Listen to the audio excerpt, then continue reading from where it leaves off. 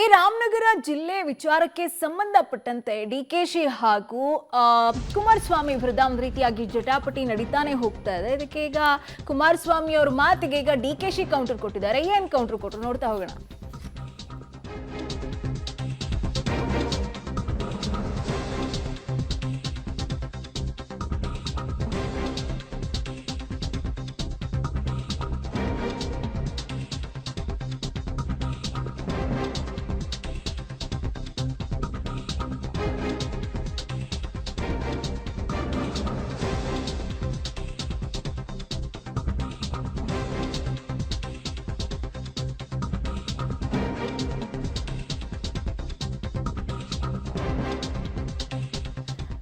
ಕುಮಾರಸ್ವಾಮಿ ಅವರ ಮಾತಿಗೆ ಈಗ ಡಿಕೆ ಶಿವಕುಮಾರ್ ಅವರು ಒಂದು ರೀತಿಯಾಗಿ ಕೌಂಟರ್ ಕೊಟ್ಟಿದ್ದಾರೆ.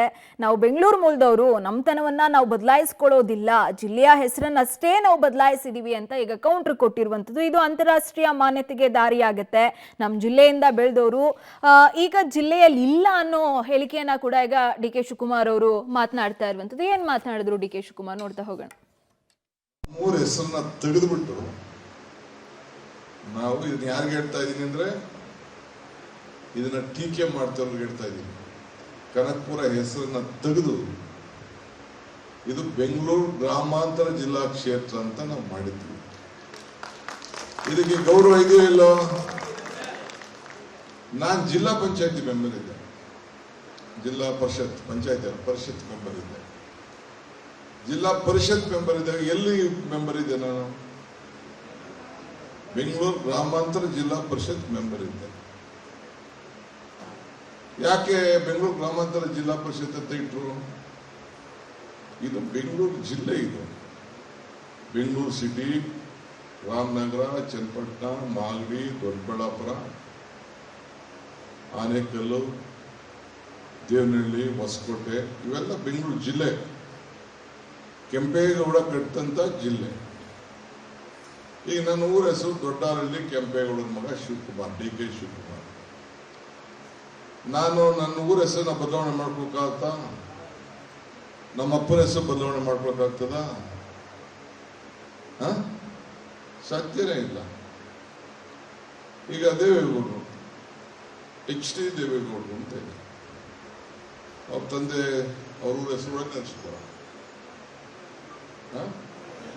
ಹರದನಹಳ್ಳಿ ದೊಡ್ಡೇಗೌಡರು ಮಗ ದೇವೇಗೌಡರು.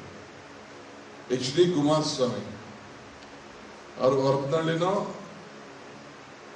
ಒಳನೆನೆಸ್ಕೊಳ, ದೇವೇಗೌಡರು ಮಗ ಕುಮಾರಸ್ವಾಮಿ. ಈಗ ರಾಮನಗರ ಬಂದಿದ್ದೀರಿ ನೀವು, ಬಹಳ ಸಂತೋಷ. ರಾಮನಗರ ನಿಮ್ಮ ಪ್ರಧಾನಮಂತ್ರಿ ಮಾಡಿದೆ, ಮುಖ್ಯಮಂತ್ರಿ ಮಾಡಿದೆ, ಎಲ್ಲ ಮಾಡಿದೆ.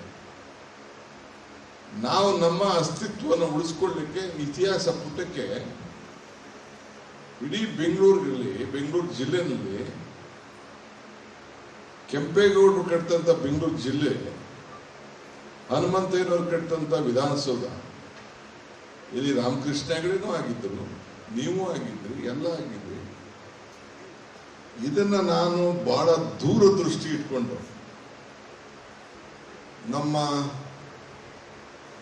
ನಮ್ಮ ಜನರ ಬದುಕನ್ನ ಗಮನದಲ್ಲಿ ಇಟ್ಕೊಂಡು ಪ್ರತಿ ವಿಧಾನಸಭಾ ಕ್ಷೇತ್ರದಲ್ಲೂ ಕೂಡ 50,000 ಜನ ಮತದಾರ